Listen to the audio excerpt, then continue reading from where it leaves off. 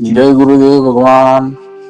આપણા સદગુરુ પરમાત્માની શિક્ષાપત્રીનું 33મું પટોળું ગીતમાં આ પ્રમાણે છે.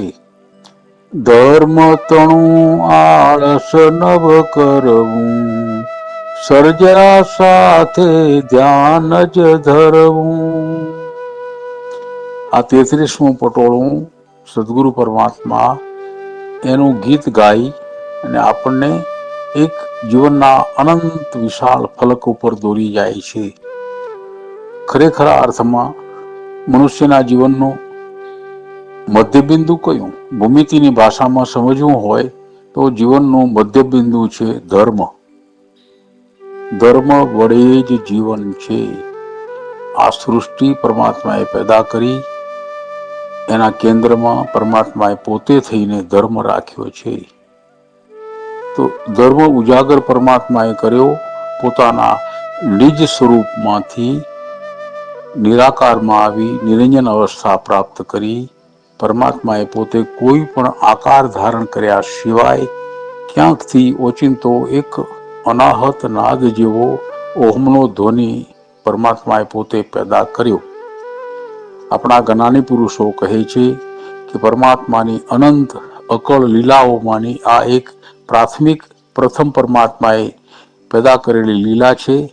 એ અનંત સૃષ્ટિ ખાલી ખાલી ખાલી ખાલી હતી, શુનકાર હતો. એમાં એની ઈચ્છાથી ઓમનો ધ્વનિ પેદા થયો. આ મૂળભૂત ધર્મ છે. મૂળભૂત ધર્મનું તત્વ છે ઓમ. ઓમમાંથી સૃષ્ટિ પેદા થઈ. સૃષ્ટિ પેદા થઈ એમાં અનંત સૃષ્ટિમાં અનેક જીવાત્માઓ પેદા થયા. છેલ્લે મનુષ્ય આવ્યો.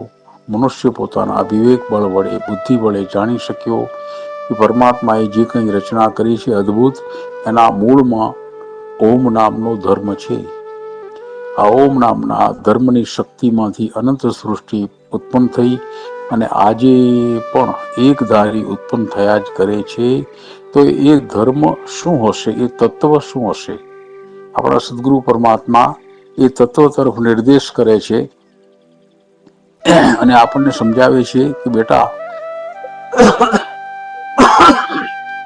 આ સૃષ્ટિની સાથે તું પોતે પણ ધર્મનું પરિણામ છો. તારું જીવન ધર્મનું પરિણામ છે. તારા જીવનની કૃતિઓ, તારો સ્વભાવ, તારું કર્મ, તારા પાપ પુણ્ય, તારું સર્જન, તારા જીવનની વ્યવસ્થા, તારી આસપાસની દુનિયા સાથેના તારા સંબંધ, એ બધામાં ક્યાંક ને ક્યાંક ધર્મ છુપાયેલો છે.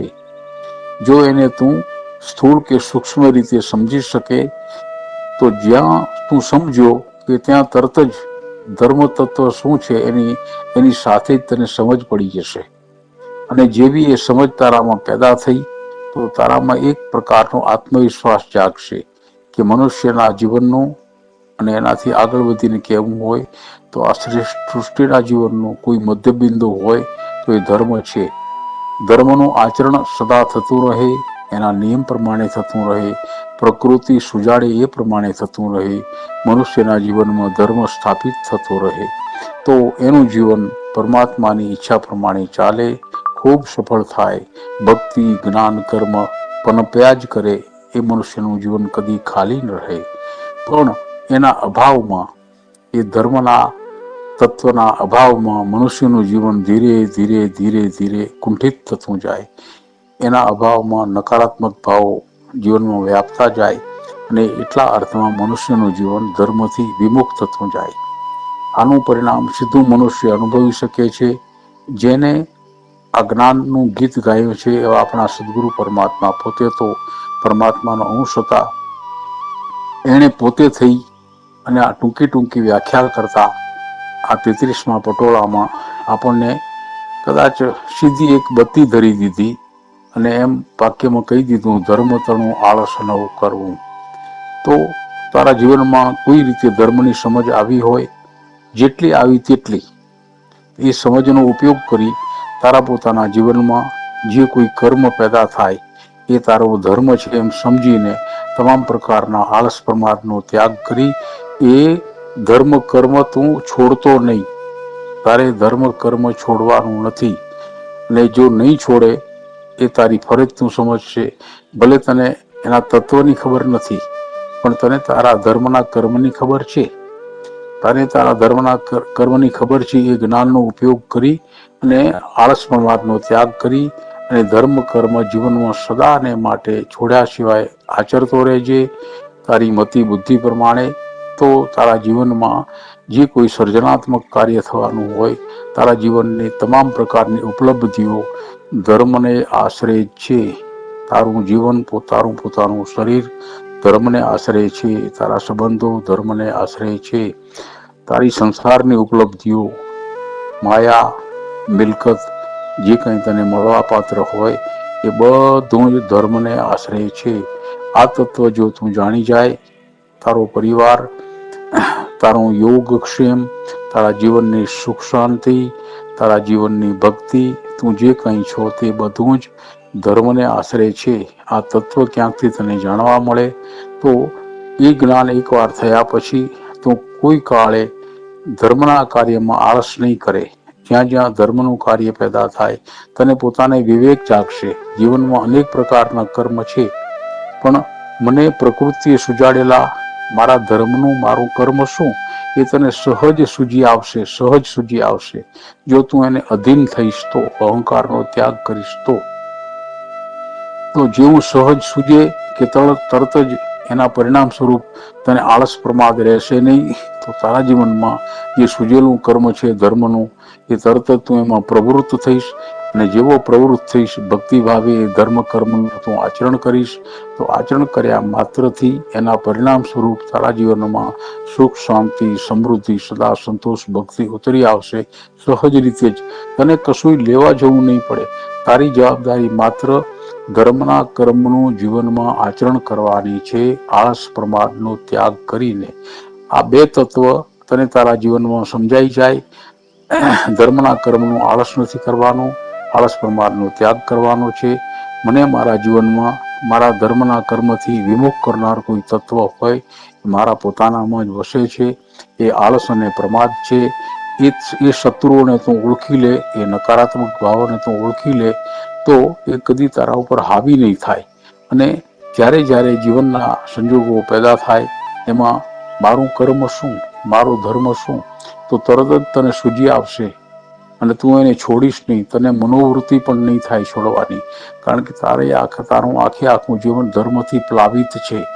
જેમ કપડું પાણીમાં પલળ્યા પછી કપડાના રેસામાં પાણી પ્રસરી જાય છે, એ રીતે એકવાર ધર્મ કર્મને તું સાચા દિલથી અપનાવી શકે, જ્ઞાનથી અપનાવી શકે, બસ મારે આ જ કરવાનું છે એવી મનોવૃત્તિ તું ધારણ કરી શકે, તો જેમ પલળેલું કપડું એના રેસામાં પાણી અનુભવે છે, એ જ રીતે તું તારા જીવન વ્યવહારમાં હર પલ હર ઘડી દરેક કર્મમાં, દરેક સંબંધમાં, દરેક સ્થિતિમાં તારા પોતામાં ફેલાઈને રહેલા ધર્મનો અનુભવ કર્યા કરીશ.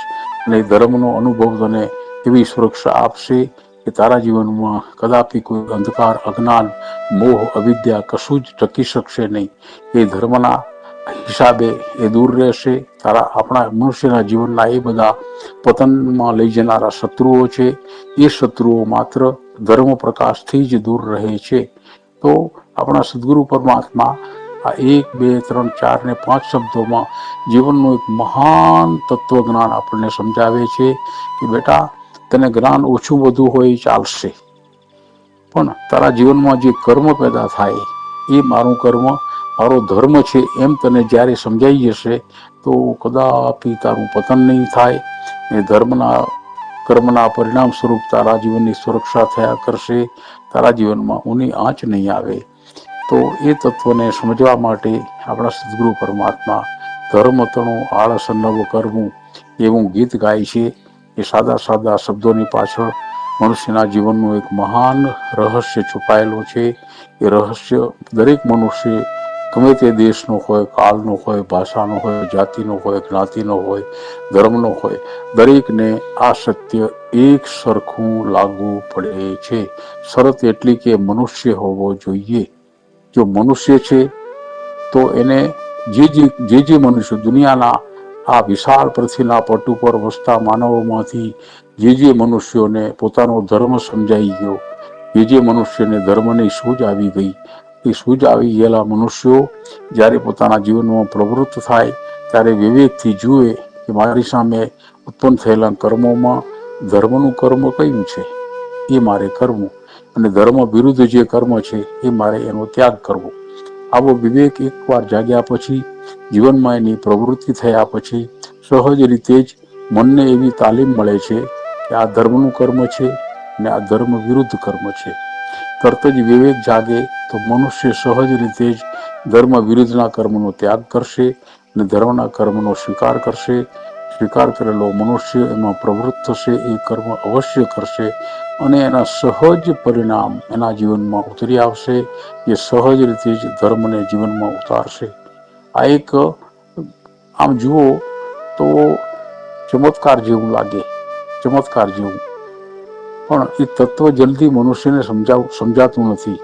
માણસનું મન એટલું અટપટું છે કે સાદી સાદી ક્રિયાઓમાં એ ગોથા ખાય છે અને કંઈક અઘરું ગોતે છે.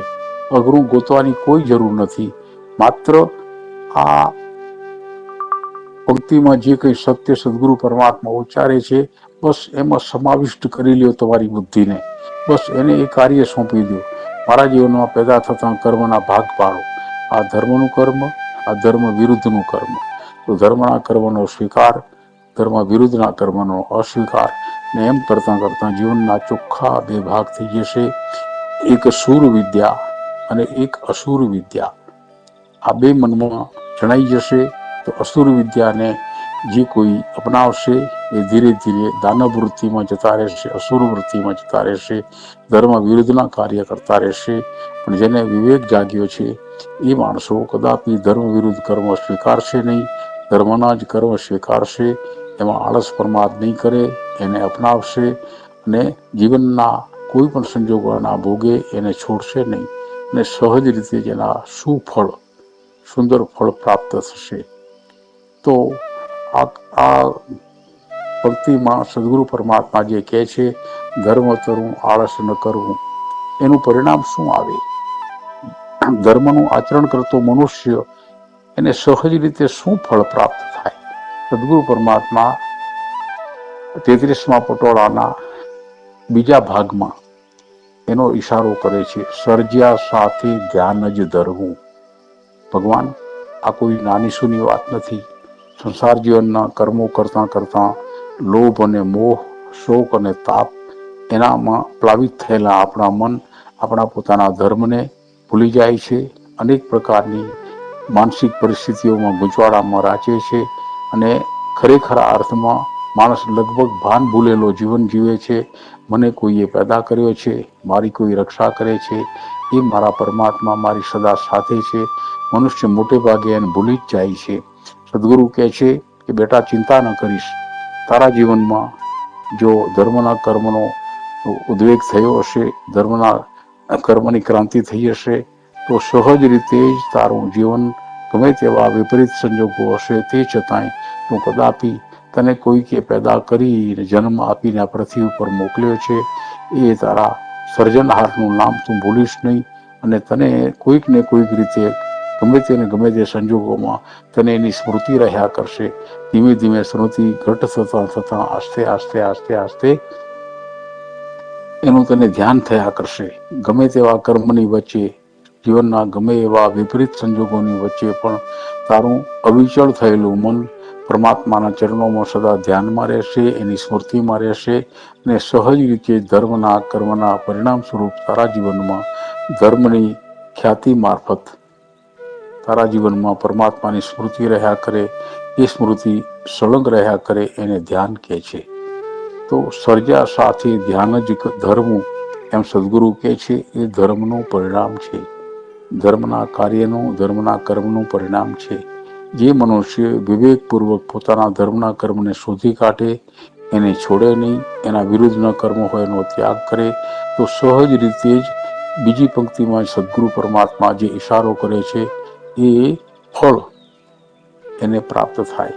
એનું મન સદા સદા પરમાત્માના ચરણોમાં ભક્તિના ભાવમાં રાચા રમ્યા કરે અને એ મનુષ્ય પોતાના જીવનના બધા જ કર્મો સુપેરે પાર પાડ્યા કરે. જીવનની એક સહજ અવસ્થા પ્રાપ્ત થાય. માણસને વિચારવું ન પડે. એની સામે જે કોઈ કર્મ આવે એ ધર્મનું છે, બસ આટલો જ વિવેક જાગે.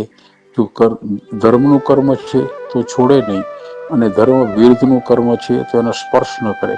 આટલા વિવેકશીલ મનુષ્યમાં સહજ રીતે જ પરમાત્માની સ્મૃતિ સદા સળંગ રહે છે. એના અંતરાત્મામાં બધા જ ભાવોનો નાશ થઈ જાય, એ પરમાત્માનો, ભક્તિનો, જ્ઞાનનો ભાવ રહ્યા કરે છે.